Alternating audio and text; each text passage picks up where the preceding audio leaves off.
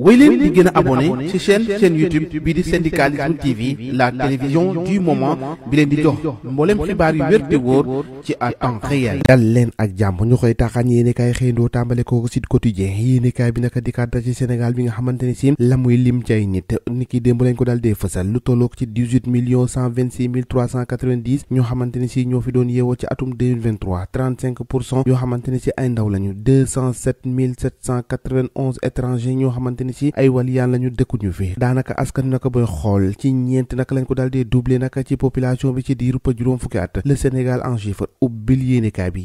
di levé nag ne fi mu toll nii denrée de première nécessité naka lañ ko doon wax bés ba moom mujjee naa effective lépp naka la dogal ya jëloon naka ci gouvernement bi naka wàññeeku nañ ko yéenekaay bi ne fi mu toll nii daanaka amatul demal te ñëw marché bi boo ca demee lépp lu ñu waxoon naka ñoo ngi ko daal dee dogal Touba ak Tivaouane Sonko naka reçu par les xalif Sonko naka def na tànk Diomaye Faye naka dem na seeti xalif général yoo ngir rek fësal li nga xamante ni si foofu la ñu bëgg a jëmee réew mi le Sénégal yéenekaay ne 100 jours président Bassirou Diomaye Faye téeméeri fan yi nga xamante ni def na ko ci bopp réew mi premier pas jéego yu njëkk yi nga xamante ni def na ko ci gouvernance de rupture maanaam fexe rek bu indi lu bees tàq yoo xamante ne si dina ko doxalee ci biir réewum Sénégal Sonko sur les pas de Diomaye ubbil yéenekaay bi di Le Quotidien moom la xëy fësale nee naka jéego yi nga xamante ne si moom Diomaye def na ko ci xalif moom Sonko naka daal dina koy def ca Touba ak ca Tivaouane moom premier ministre Ousmane Sonko fësal na naka xët yu mag yi nga xamante ne si moo lalu ci projet bi maanaam ni ñu bëgg xamante ni si noonu la ñu bëgg a doxalee Sénégal ci boobee jamono nag yéenekaay ne fintoon yi am na ci lim gu takkoo takk goo xamante ni jot nañ koo fësal te ay doomi aadama ñu si bëri naka di ay góor waaye nag ay étranger ñi nga xamante ni dëkkuñu fi jot nañ koo fësal yéenekaay bi di kaati informel bi nga xamante ni ber ba foot la ñu def ci déguerpissement ak ambulant yi nga xamante ni suñu ñu ngi leen di pamti yéenekaay bi ne fintoon yi nag ambulant yu bëri naka nenoon fa ñukk seen ko table naka jël yoonu géej gi te loolee jafe-jafe dëgg la moo tax nag Abdou Mbow dal di xaatim ab leetar bind ko Ousmane Sonko ak Diomaye nen nañ xool naka nees war a dem bu saafara jafe-jafe yi nga xamante ni si moo di ñàkkum xëyu ndaw ñi gannaaw bi nga xamante ni si defoon nañ ay diggéeyu métti jëmale ko rek ci nekkin bu mucc ayib ci ndaw ñooñi enquête yéenekaay ni Sénégal fintoon naka équation dëgg moo la ci wàllum nomination yi ndax boobu ak léegi gars yi ñu ngi jàmbat ay milliers profil yoo xamante ni si war nañ ko mën a teg waaye itam am na troupe yoo xamante ni si ñoo ngi taxaw di xaade rakat na membre de Pastef yi nag nga xamante ni si ñoo ngi invoqué ab urgence boo xamante war nañ koo gérer ay tension trésorerie wàllum koppar audit ak certain concentration du pouvoir yoo xamante ni si nomination diggante Ousmane Sonko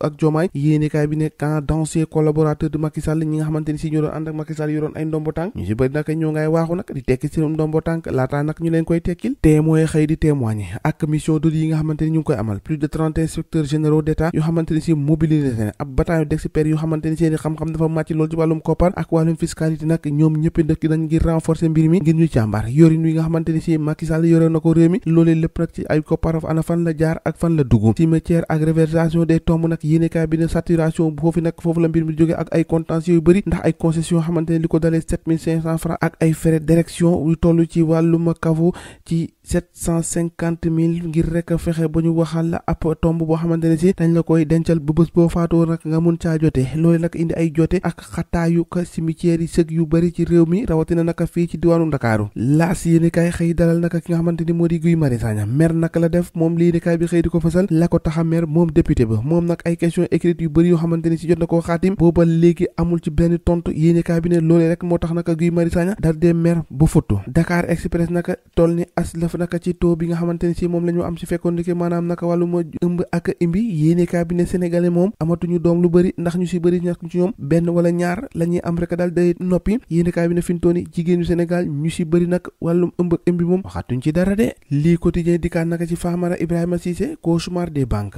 yi nag ak ni ñu nootee askan wi di leen dagg-dagg yu bëri yoo xamante ni si dafa ëpp de moom ingénieur en financier koom-koomam war màcc xam-xamam màcc loolu ci wàllum koom-koom moom président association des clients et sociétaires des institutions financières nee na naka combat moo di protéger intérêt usagers yi depuis 2009 na ngi ko mën ay combat ngir dénoncer ab yi nga xamante ni si mu ngi tukkee ci banques yi moom naka daanaka ñu ràññee ko lool ci défenseurs yi nga xamante ni si moo doon défendre homme d'affaires boobee di Bokar Samba Ji le point actu naka daal dee fësal kàddu yi nga xamante ni si moom Cheikh Abdoul Khadr Mbacké yëkkin na ko ci jamono ji ñu amal màggal Serigne Abdou Khadr Mbacké bi la mu xam ne rek moo di nguur gi faaw ñu may leen ndax ci ñetti weer amul leen loo xamante ni si mënees nañ ko caa def wax ci jéey ji nga xamante ni moo amoon ca Kafountine ak Fatou Awa Cissé yéenekaay bi naka ka ko faat dal dinaa wax nee na nag na ma ko faatee moo di gën la kuur laa jël dal di ko koy dóor ak barre de fer bu mu ñàkk bakkanam cay Sénégal da ngay seet lii rek mbir maa ngoog ñoo ko déggandoo jàngeen jëf ba ëllëg